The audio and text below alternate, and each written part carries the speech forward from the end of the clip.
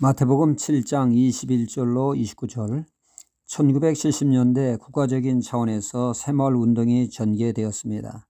근면자조 협동과 잘살아보세라고 하는 구호를 바탕으로 빈곤 퇴치와 지역사회 개발을 위해 국가적인 차원에서 시행되었고, 저는 지금도 그때 불렀던 노래가 생생하게 기억이 납니다. 이 새마을 운동을 세우는데 크게 이바지한 분이 바로 유태영 박사님이십니다. 유태영 박사님은 어린 시절 머슴의 아들로 태어났죠. 가정은 비록 어려웠지만 어려서부터 착실히 주일학교를 다니며 신앙생활을 했습니다. 그 작은 시골 교회에 전사님이 새로 부임해 왔습니다. 그 전사님이 어느 날 그 설교 중에 물으시기를 예수님이 누굴 위해 십자가에서 죽으셨냐고, 아이들은 한 몫으로 합창하듯이 우리를 위해서요. 그러자 전사님은 정색을 하시며 틀렸다고 하십니다. 의아해하는 아이들을 향하여 일일이 지적하며 우리가 아니라 바로 너를 위해서 돌아가셨다. 바로 너 유태영을 위해서 십자가에서 죽으셨다. 그날 이 말씀은 어린 소년 유태영에게 천지가 개벽하는 큰 사건이 되었습니다. 예수님이 우리를 위해 죽으셨다고 할 때는 아무런 생각이 없었습니다. 우리 하니까 복음이 모호했던 것입니다. 그러나 바로 너를 위해서, 유태영을 위해서 예수님이 십자가에서 죽으셨다고 하니까 도저히 받아들일 수 없었다는 것입니다. 아니, 그 귀한 예수님이 머슴의 아들을 위해서 죽으셨다니 이건 말이 안 된다고, 있을 수 없는 일이라고. 이것이 큰 충격이 되고 도전이 돼서 도저히 받아들일 수 없어 1년간 그 유태영 소년은 교회 생활을 중단했습니다.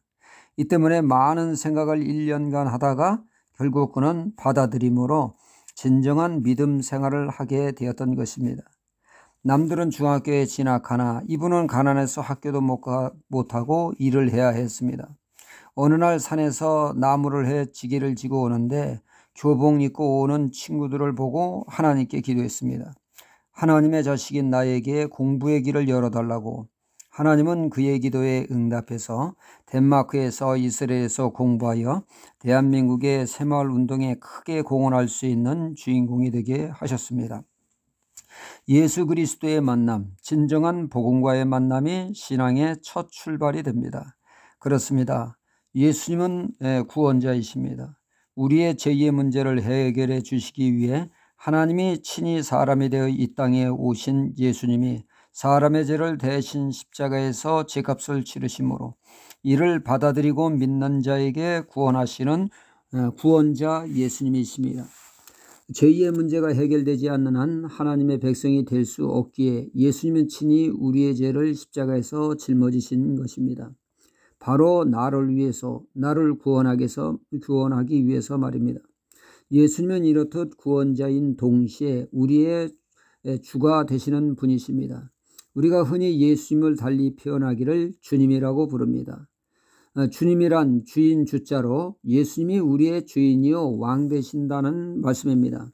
그러니까 우리는 예수님을 죄에서 구원하신 구원자로, 또한 동시에 예수님은 나의 인생의 주인으로 왕으로 받아들이는 것을 믿는다고 말하는 것입니다. 이를 합하여 구원할 구자와 주인 주자를 써서 구주라고 부르죠. 그래서 예수 그리스도를 구주 예수 그리스도라고 칭하고 있는 것입니다. 우리는 구주로 예수님을 믿어야 바른 신앙이 됩니다. 특히 오늘 말씀은 무엇을 지적하고 있습니까? 본문 21절로 23절에 나더러 주여 주여 하는 자마다 천국에 다 들어갈 것이 아니요 다만 하늘에 계신 내 아버지의 뜻대로 행하는 자라야 들어가리라. 그날에 많은 사람이 나더러 이르되 주여 주여 우리가 주의 이름으로 선지자 노릇하며 주의 이름으로 귀신을 쫓아내며 주의 이름으로 많은 권능을 행치 아니하였나이까 하리니 그때 내가 저희에게 밝히 말하되 내가 너희를 도무지 알지 못하니 불법을 행한 자들아 내게서 떠나가라 하리라. 이 말씀은 믿는다고 하면서 말끝마다 주여 주여 예수님이 주인이라고 말은 하지만 실상 그의 삶에서 정작 주인은 바로 그들이었다는 것을 지적하고 있습니다. 주인이신 예수님의 말씀에 따라 말씀에 순종하는 삶이 아니라 자기가 주인 되니까 말씀에 위배되는 불법을 스스럼 없이 자행하는 삶을 산 그들을 지적하고 있는 것입니다. 그들은 그 뭔가 일을 통해서 업적을 앞세우며 그것을 크게 세웠으나 주님이 그들에게 원한 것은 예수님을 주인으로 모시고 말씀에 순종하는 삶을 원하셨음을 말씀하고 있습니다. 예수는 우리의 주인이요 우리는 그분의 종이 됩니다.